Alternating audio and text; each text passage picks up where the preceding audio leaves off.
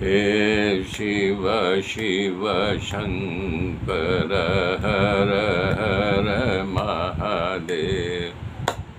हरि हरि नारायण गोविंद वासुदेव। शिव शिव शंकर हर हर महादेव। हरि हरि नारायण गोविंद वासुदेव। शिव शिव शंकर हर हर महादेव। हरि हरि नारायण गोविंद वासुदेव गोविंद वासुदेव। मेरे मित्रों, कल मैंने बताया था कर्दम ऋषि की बखान करते हैं मनु महाराज। कहते हैं, महाराज आपके चरण रज को मस्तक पर लगाने का सौभाग्य प्राप्त हुआ। नारद जी के मुख से हमारी लड़की देवहूति ने आपका बखान सुनी थी, आपका यशोगान सुनी थी। तब से उसने नक्की कर लिया था कि जब मैं शादी करूंगी, विवाह करूंगी तो कर्दम जी के साथ ही। इसलिए हमारा आगमन यहाँ हुआ है। और आपकी आज्ञा क्या है बताइए। जब कर्दम ऋषि का बखान मनु महाराज इस प्रकार से किया तो कर्दम ऋषि राजी हो गए, बोले ठीक है। और भगवान की भी यही आज्ञा है। भगवान ने भी कहा था कि आपके नी शादी मनु महाराज के पुत्री, दूसरी पुत्री देवहूति के साथ होगा। तो समय आ गया है, लेकिन हमारा एक बहुत बड़ी शर्त है। बोले क्या? बोले जब मैं शादी कर लूँगा, एक पुत्र होगा, संसार में नहीं रह करके संन्यास को मैं धारण करूँगा।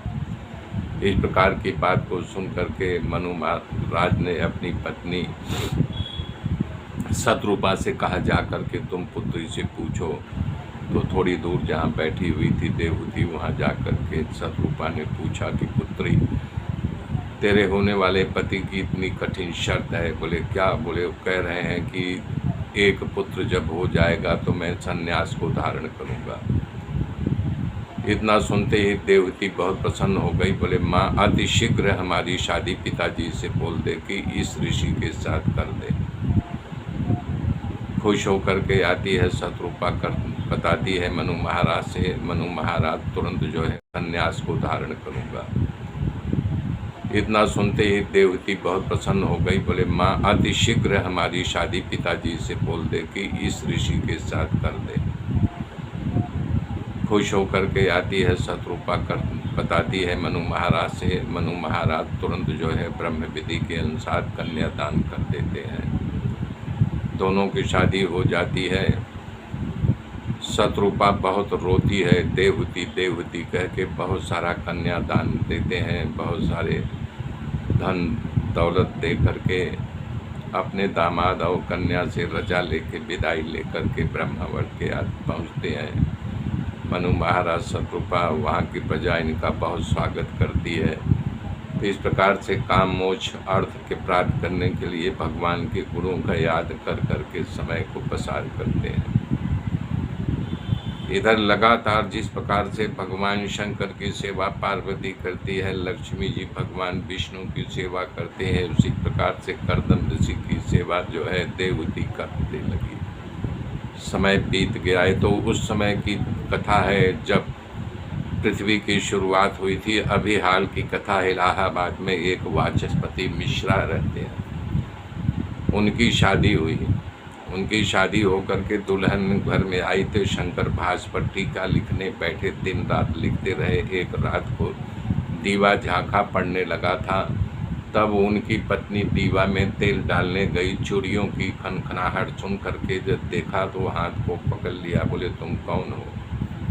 बोले महाराज, आप भूल गए हमारी आपकी शादी होकर के 36 वर्ष बीत गए। बोले 36 वर्ष बीत गया है?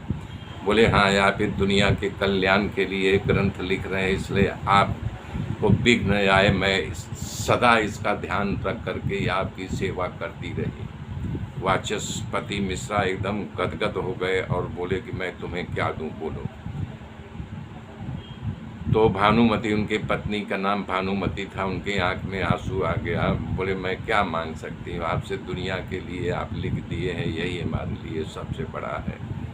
तो वाचक पश्चिम मिश्रा बोले कि ये इस टीके का नाम तेरे नाम से जग प्रसिद्ध होगा, इसका नाम भानुमति टीका होगा। आज भी पूरे संसार के सामने वो भानुमति टीका है जो शंकर भास्कर टीका लिखा था। मेरे मित्रों, इसी प्रकार से आगे की गाथा फिर मैं कल जोड़ूंगा। तब तक के लिए जय श्री राम, जय श्री राम।